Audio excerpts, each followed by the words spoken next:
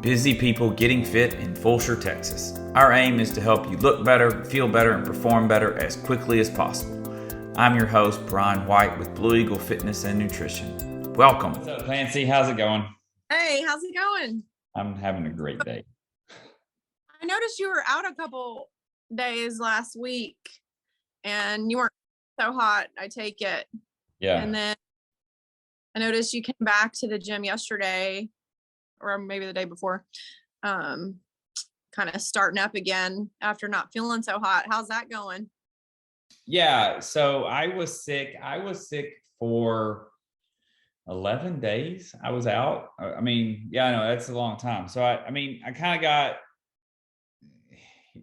started to get kind of a little tickle in my throat on day one.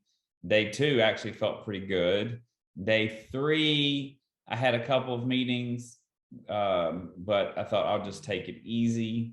And that was fine. Made it through day three just fine. Day four, I woke up and felt like I'd been hit by a truck. So went to the doctor, was negative for all the things. They just said, you're sick. Great. That's helpful. So basically then I spent the next, still have a lingering cough, right? And have spent that next week recovering. And then yesterday was my first day back for a workout, for a workout. I was first day back in the gym to do a little workout. So I know a lot of people have the question of, I don't feel good. Should I go work out? Or I've been sick. When should I come back into the gym? So I wanted to talk about that since I literally am going through that process right now. And then answer any questions that you might have about coming back into the gym after being sick. Well, I didn't realize it was 11 days. Man, time flies. Yeah. What was your approach yesterday when you came back for that workout? Yeah. So we should, all of us, if you're listening to this, we should treat coming back from sickness very similar to the way, just think of it as an injury, right? You pull a muscle or twist your ankle, doing something at home, and then you're not going to come back the next day and try to set PRs, right? We're going to come in. First objective, always the first objective is we want to work out today in such a way that we can come back tomorrow. Okay, so that is always true. We always want to work out today such that we can come back tomorrow. So can you go into that for just a second? Because I have images that I conjure up when you say that of me, throwing out my back because I tried to go too heavy on something and then I'm out tomorrow. It's not gonna right. And so we never want that. We don't want injury. And we want to, in terms of improving our fitness, so many of us have this 100 miles an hour or zero mentality. Especially if we've missed a few days, we want to come in, I'm going to go super hard in today's workout and make up for it. And that's really not the way our fitness works. We want to be at between 80 to 95% of maximum effort in any given workout. And that 80 to 95%, you can imagine if it's a 30-minute workout, we want to be closer to that 80%. For a 7 or 8 minute workout, we want to be closer to that 95% percent of effort. So that's kind of the sweet spot.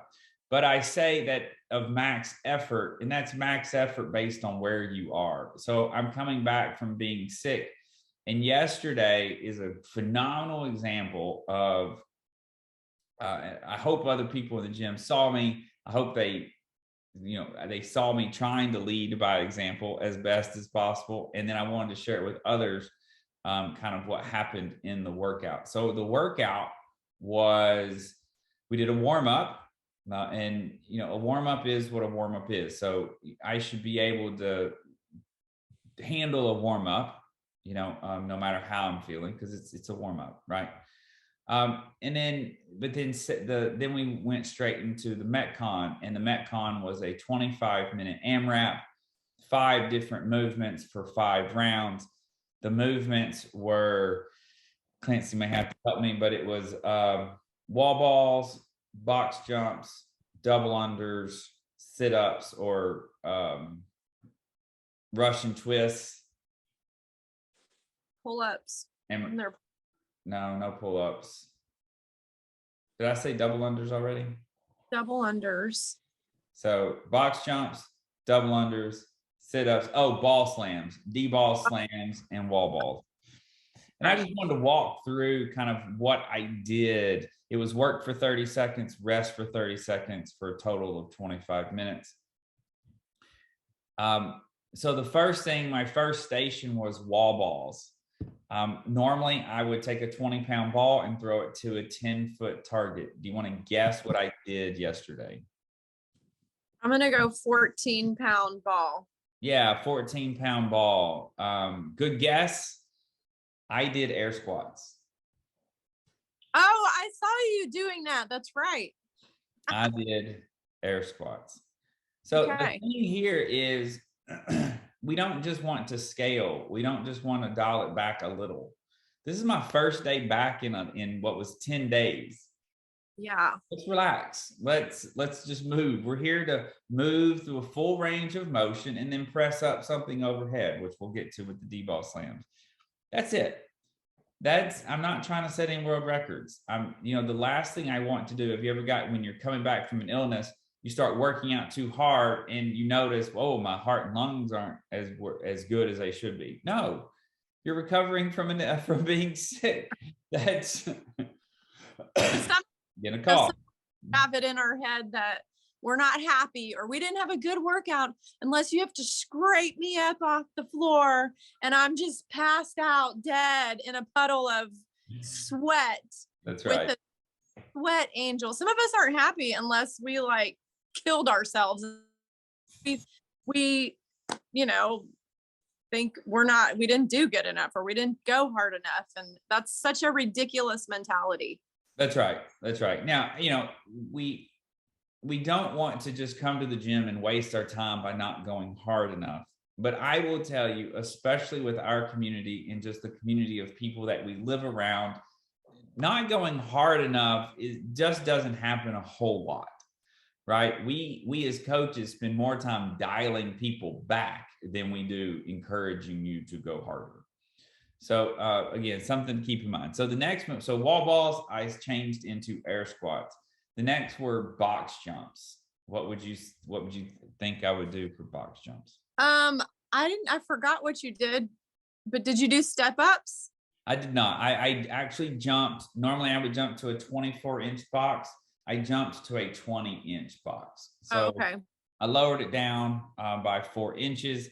Not that big of a change, but in everything that I did here, the main thing I did was slow down. Mm-hmm. So I went at about a 70% pace versus what I would normally do. But I wanted to make every single repetition perfect. So I worked on every single jump I tried to make perfect. So it was a big jump, stand up all the way, step down. I would do step down 2 times on my right leg, step down twice on my left leg, and just kept that pace. I hit the same number of reps every single round for every single movement. So I stayed consistent and I wanted every single rep to be perfect. The third were double unders. Did you see what I did for double unders? Did you do penguins? I didn't even have a rope. So the options that our coach Farrah gave us were double unders, single unders, or double unders or rig taps. Rig taps. Those were the. I found my tee. The little tee that's on the tee that's on the floor with the mats. I found my tee, and I would do 15 single under jumps. and I focused on staying in the exact same spot every time. I would do 15. I would look down and check myself. I was doing great. I would do another 15, stop, look down, check myself. And I would do 2 to 3 sets of those in the 30 seconds. Again, I'm looking at 70% effort, going through, at least in speed. Let's say 70% speed. Not, I was doing more effort, but 70% speed, focused on perfect repetitions. The next were Russian twists. RX were 25-pound plate for the guys and 15-pound plates for the ladies. Did you see what I did? No. I did not use a plate, and I moved very slowly. So the we talk, when you're sick, you're coming back, heart and lung, are they're dealing with other things. They're having to help you recover. You're going to lose heart and lung capacity while you're still recovering, while being sick. And I needed a little bit extra time to get my heart rate back down and to be able to breathe again. So I went very slowly, but I went slowly on a movement where I was under tension, right? So I'm still working my abs and my obliques just as hard as I would if I were moving quickly. They were under tension the same amount of time, but it gave my heart and lungs a chance to recover. Gotcha. And then the last were D-ball slams. RX was 30 pounds for the gentleman. Did you see what I did? No. I did the 30 pounds. We were actually in teams. I did the 30 pound, but that I made sure that I got full extension up at the top, squeeze my tummy, squeeze my butt super hard, hold that for a count, and then slam the ball. And so again, it was a way to slow me down while working through a full range of motion, slamming the ball down, going down, and picking it up off the bounce. So between the 5 different movements, I still got a workout. I was still sweating, even on a cool day. I still squatted below parallel. I still got my hands above my head with the D-ball slam. So that was a recovery day. We're just going to ease back into this, right? Right. We're going to start and expect, right? What we run into 2 problems. One is that we come back, I won't say too early, but we come back and then we expect ourselves to perform when we're perfectly healthy, right? And that's an unfair expectation. Or we say, I'm not perfectly healthy, so I'm not going to go and work out today. And a month later, you're like, oh yeah, I probably should go back to the gym. And we've lost, right? I can't imagine an illness where you're going to need a month off, and that's good enough. I mean, there are going to be some illnesses where you even need more than that, but for the flu, for strep, which is the season we're in, a week of recovery is all you're going to need once that you're going to the feet, for example. For those of us who, and I'm not one of these, I do not look at the workouts beforehand. Okay. I never have. I just don't, because it psychs me out and I don't want to know.